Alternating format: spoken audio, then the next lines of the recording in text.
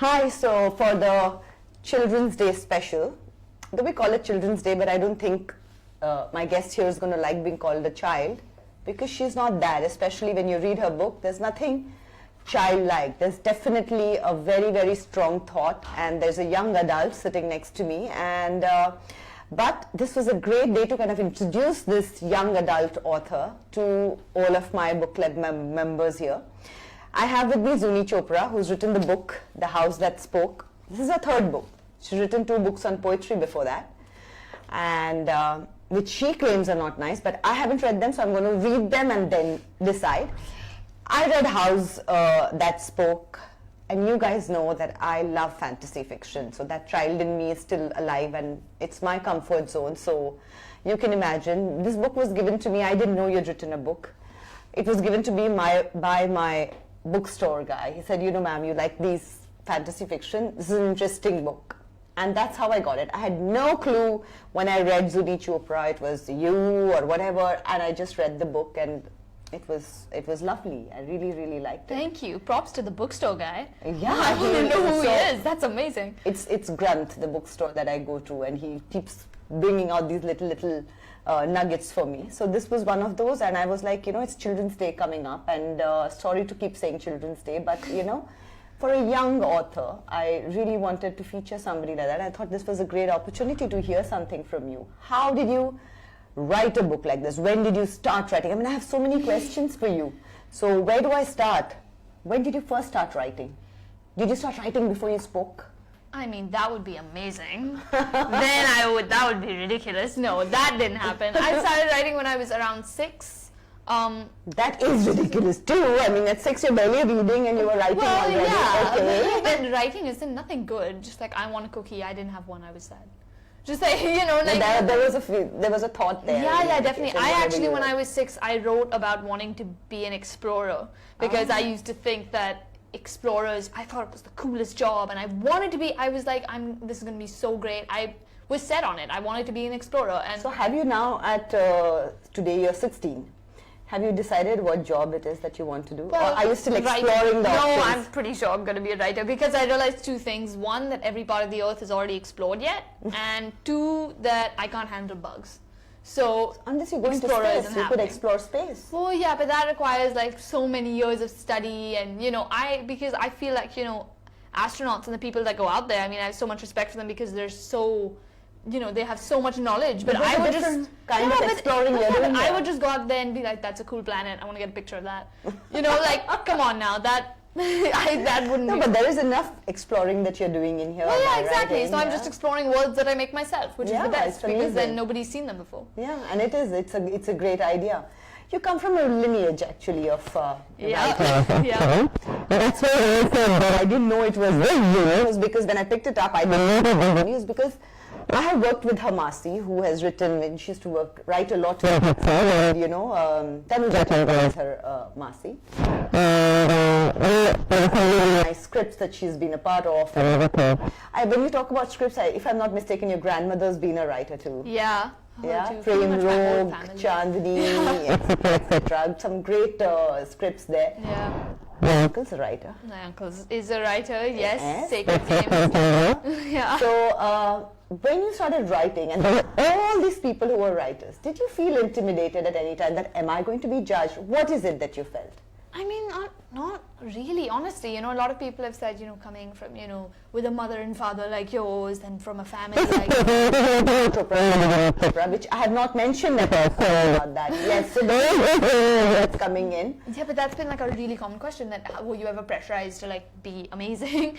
But not really, mostly because like I decided to write on my own. I think that was one of the biggest things. I think the biggest mistake is when, you know, a kid isn't allowed to decide what he wants to do on his own. Because I decided to do it on my own. It never even occurred to me that I was living up to expectations. It was just, you know, because I decided to do it on my own, I was just like, yeah, I'm just over here. So who read your drafts?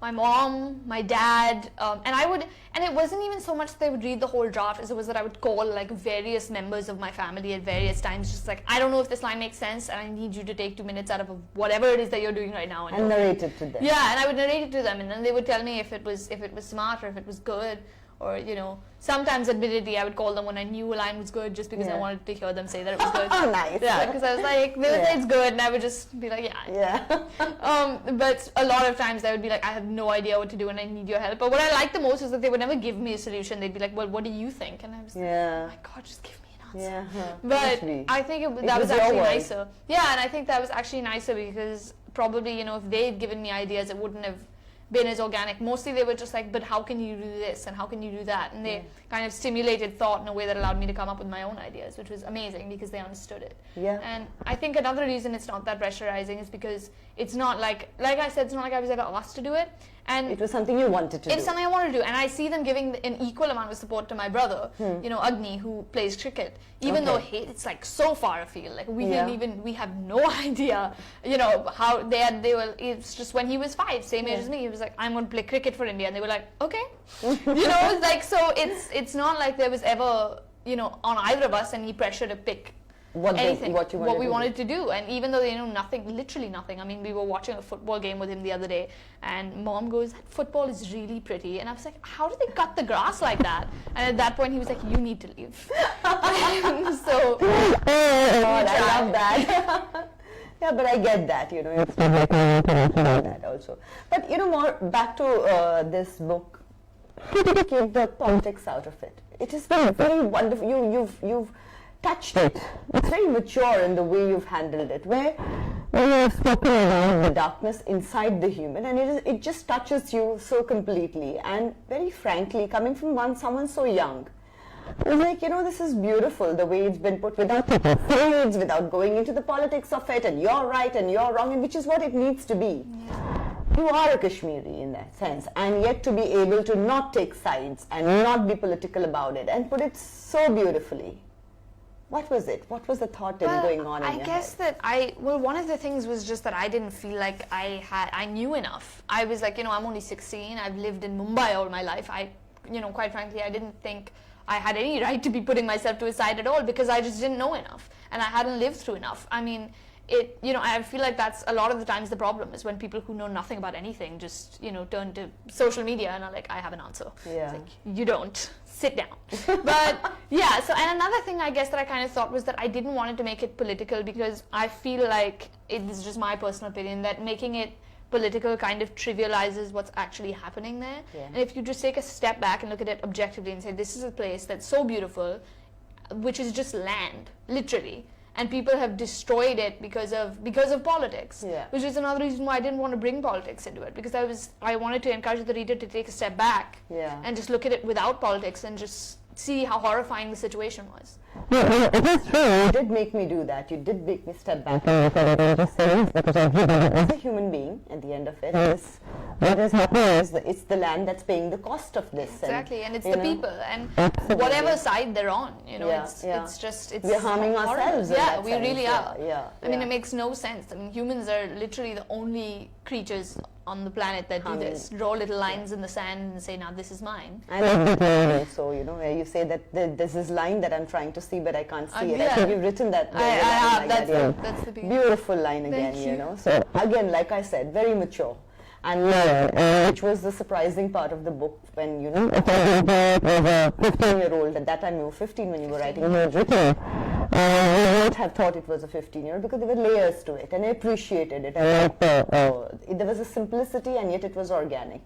You say you've lived in Mumbai, yet you've described Kashmir so beautifully. The seasons, the colors. I mean, I could literally see the visuals in front of my eyes. It was like a picture, it was like cinema in that sense. So how did you do that? Well, we've been visiting Kashmir almost every year. I mean, of course, this year and the last we haven't been able to go because of the conflict there. But we've visited Kashmir almost every year, and Dad told us so many stories about it. And more importantly, I did a lot of research when I was doing this book, because I acknowledged, I was like, look, I've never lived there, and I'm not somebody who's the leading authority on what it's like to grow up in Kashmir. So I went to people who were leading authorities, my family. So I went to my dad, my uncle, and my aunt, and I interviewed them first one by one and then separately. And then I did my own research. I read books on Kashmir and about growing up in Kashmir, like Curfewed Night and Our Moon Has Blood Clots, and I watched documentaries. The documentaries were great because they tell you a lot about the culture and the history of the place while at the same time giving you visuals to work off of. I think for our readers, in the books and the documentaries that really influenced you, because I think it's a great way to get to know what is happening and to find some sort of an empathy and some sort of an, some sort of an understanding in the chaos that is around. Right. So it will be lovely to know a young person's point of view, which is not what would I say, tarnished so much as yet, So what was it that you would, the way you would look at it, there would be something new to it, there's something pure that you bring to it. So what were the documentaries that helped you? One of the major documentaries that I watched was called Writing Under the Canvas, which featured Mr. Masood Hussain, who then reviewed it and was like, this is great. And I was like, and he was in that and he was the part of it. And it just spoke, that's one of the other things I liked about it, was it told of the perspectives of many different people without once taking a political side. So that was a documentary that really helped. There were a lot of other, not so much documentaries, but just like kind of, videos even that were up on like BBC and things like that, that would just tell of, also because I needed to learn a lot more about the history of the place before I set something, fantastical element in it. So I read up a lot on the history of it, on what happened. I went through books with classic Indian fairy tales, and I found ones that were but even like the furniture that you describe is so beautiful in the book, like and then the carpet takes its own character by the end of it and everything. So I can't believe that you've not lived in Kashmir. When you read the book, it feels like that. So obviously you've really done your research. I really did, yeah. And the reason I read both of the major books, not the only books, but the two major books were Our Moon Has Blood Clots and Curfew Night, and I wanted to read both of those because Curfew Night is from the viewpoint of a Muslim writer, and Our Moon Has Blood Clots is from the viewpoint of a Hindu writer, and because I wanted to know both, and I wanted to see, reading them both kind of really emphasized for me the reason why I shouldn't take a political side, because both sides have suffered so much, and even if we just look at the titles of the book, you don't even need to read them to know how horrific, it's touching, exactly. So it's really, and it's those were the books that really kind of helped me to create a world in which readers could believe that they were actually in Kashmir. And that was one of the other things that I thought was really important, because it's difficult, especially to make writers from around India and even, hopefully abroad, it's difficult to make them feel something from a place that they probably, probably haven't been to before. But, with the way it's written, you do feel for it. Tell me, when you were doing this research, was it you finished the research and then started writing? Or research continued through the writing? Well, I did around 2 months of research. Wait, this is the complicated timeline. So, because I wrote, the beginning of the novel was just, I remember I was 13 and I was in New York and I was doing a writing course. Oh my God. That was the beginnings of it, because I wrote something, I was just doing that thing where you write a paragraph and you just see where it takes you. Yeah. And suddenly my character, who was pretty much me, and that's why I had to give her a name. Yes. No, but this was 2 years ago. She was very different then. She was just a no, and suddenly the furniture in the scene started talking to her. And that was the first concept. And I was like, all right, that's interesting. The house is talking to her. And then my teacher then was like, okay, so this is a nice premise you've got. So how do you introduce conflict into it? What would be the worst thing to happen? And I was like, I don't know, the house could get sold. And then I wrote that. So, and then that continued from there without any research or anything. That was just pure phase of writing.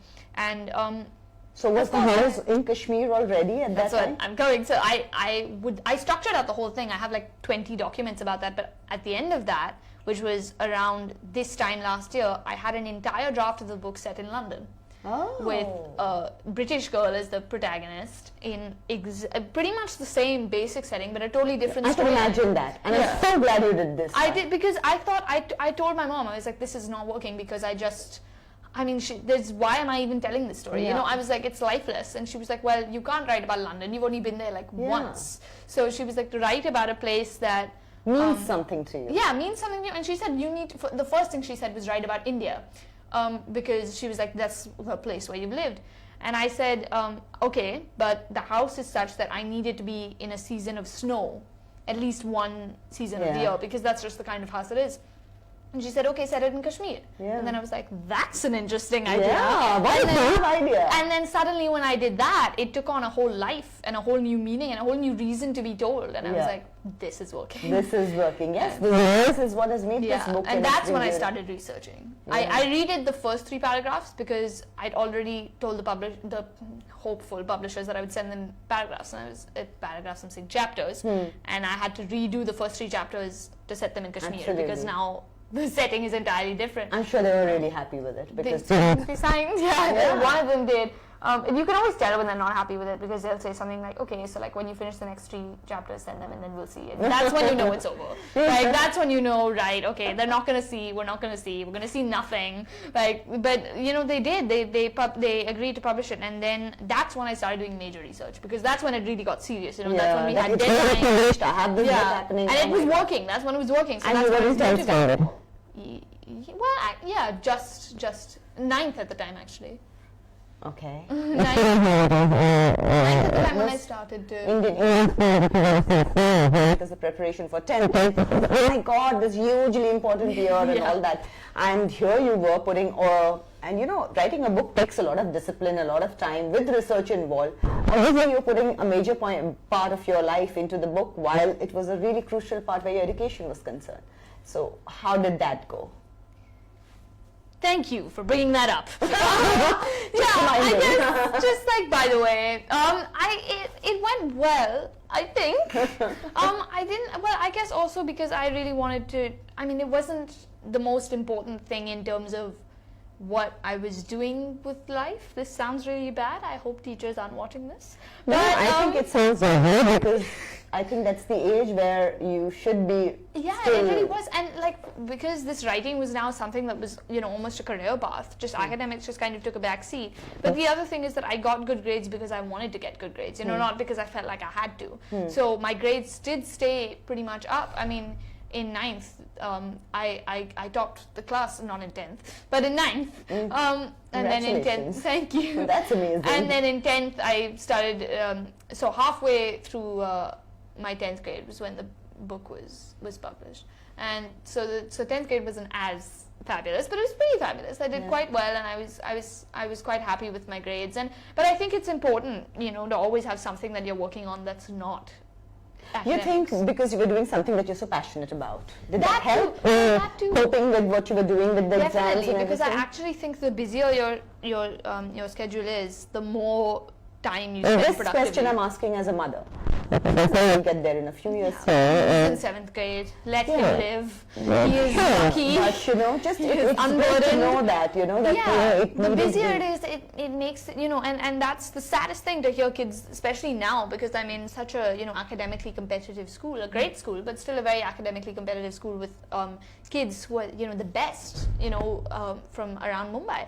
And it's difficult because you see a lot of people kind of being like, I dropped football because I want to help keep my grades up, or I dropped, I stopped doing whatever it is that I love doing because I want to help keep my grades up. That's just really sad. So because you're one of those rare people who did what they love doing. I did, and I'm still going to do it. And I've taken subjects that everybody has told me I'm not going to score in, which might be true, but honestly, I just don't think it's worth being miserable for that long. But those are the subjects that are going to help you grow because That too. I just don't think it's worth being miserable for 5 years of high school? Yeah. But tell me, how did it feel to be one of the youngest speakers ever at the Jaipur Lit That Fest? was amazing, especially because though I was so worried that I was going to be in some cramped little square and nobody was going to be listening, but people actually were listening. That was the crazy part.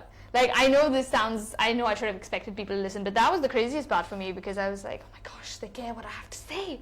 And at that age, yeah, to have somebody listening and people care about what I have to say is a fantastic feeling. It was a fantastic feeling, and I was glad because, I feel like just in general in the did world, you feel the pressure? What am I going to say? They're listening to me. What am I saying? Not really, because I always my default is just make a joke. So if everything is failing, I just make a joke about something, and it normally because I find that people are just much nicer when they're laughing. Yeah. So it's it's really nice. That's why I even made Zune in the book. I made her just a little witty because I wanted her to make at least the reader and herself laugh, if nobody else. Yeah. And I'm even I'm pretty pretty sassy that way. Yeah, you are. I agree. Yeah, because Tell it's me, fun. what would you tell young writers? I mean, there are a lot of them who want to writing as a career Right. is not something that anybody looks at, and a lot of parents out there, don't really. But it's a way of expression, and some people can just really, really bloom when they're doing Well, that. I think that it's important not to stop, because at the end of the day, I mean, okay, say you get perfect, you drop everything, get perfect grades. After a point, who are you getting the grades for? You know what I mean? There's nobody, Parents? even parents, after a point, there's nobody to impress anymore. It's your life. Yeah. And quite frankly, I think that you should I'm not saying drop academics and just, go crazy. But I'm just saying don't let it be the most important Make space for what is your passion. Exactly. I think that at least up to 11th grade, which is when colleges and grades started really seriously mattering. There should always be something in your life that's more important than school. I just think that that's just how it doesn't have to be something really. It doesn't. You don't have to be curing cancer. Even if you love knitting. I don't know, something. Yeah, absolutely. Just I agree with you anything at all. completely. There should always be something. Yeah. Or even if you love, I don't know, writing fan fiction about your favorite Netflix show. Yeah. That counts. You Yeah. should just not be thinking about school all the time, because honestly, it's not the be all and end all of life, which is hard for us to understand because all we've known is school. Yeah. But if after a point you find yourself in a place that you really don't want to be because you spent too long thinking about who was going to be impressed by your grade and not who was going to benefit from it. Zuni, this sort of clarity obviously comes from a very mature thought process. And I'm so happy your parents have let you be. That also helps you to they were the achieve ones that. who actually That's the really main helped. thing, actually. Because they told me, they were like, it's not. Because that was actually really, really helpful, because they put no pressure on me at all to get grades. And they were like, you can, if you love to write, then that's what you should do. Yeah. Because I think they really understand the importance of, doing Letting what a you love. child So they do. basically told me that I was on the right track. That was such a bad joke. That was good. Honestly, seeing you, hearing you, reading what you've written, also gives me hope that this is the generation that's coming up, and maybe there is some hope for us in this world, in our lives, and there's hope for us, really. I mean, I'm getting to a point where I'm getting a bit jaded, being a bit cynical, don't have too much hope. It's lovely to meet a young person who has written something so thoughtfully and so sensitively that it's made me sit back and look at it also. Taken the jadedness away. So thank you for that. Thank you for It's reading a beautiful book, and I want you to autograph it for me. I This is my shall. copy, and I want an autograph. And yes, I do dog ear my pages yet. I know it's not good, but it's fine. I love know it. it's not good, but it's fine. Yeah. It's fine. I brought it for Ranveer Bahel, as you can see. Who didn't read it? I read it. Should I sign it to him then? No, not at all. It's mine now. This book, I can. There. Okay. So we can scratch his name out. So mean.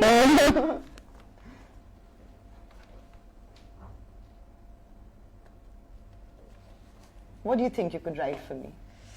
I can draw a dog. Do you know I love dogs? I'm drawing a dog. That's it. I miss my son is on a school trip, but I miss my dog more than my child. My child has accepted that. It's true. I hope my Dog mom lovers get it.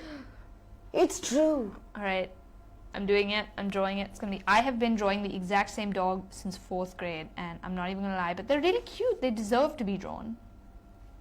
What is this dog? Give me a second. It's Oh yeah, it's getting there. It's getting there. getting there. It's going to come into shape. Oh, cute! It does look like my little puppy. Does it? I don't know how to draw any other dog. People always see this and assume I'm good at drawing, even though I'm really not. I want to draw this dog. It's so cute. I like it. Thank you, Zuni. Thank you so much. Sure. Thank you. And we have this book here, which we want you to sign. So for young readers out there, and we're going to put some questions out for them, and the ones who answer the best, whom we like the best, it's Sonali's book club. So basically, it's my discretion, no democracy here. Amazing. If I like it, then that person gets this gift, autographed by Zuni. I'm just going to write my name and autograph it. Yeah. I'm still people always assume that you're good at autographing books because you published one. It's not the case. No, but I was doing it for a 7-year-old, and she was like, "That's not how you spell my name," and I just wanted to melt into the ground. So yeah, okay. Oh, I have these questions here, and I don't know if I put everything in. guys. This was more from the heart. I forgot the questions. I enjoyed the chat. I hope you enjoyed it too. Thank you, Zuni. Thank you so much. Thank you so much. Thank you.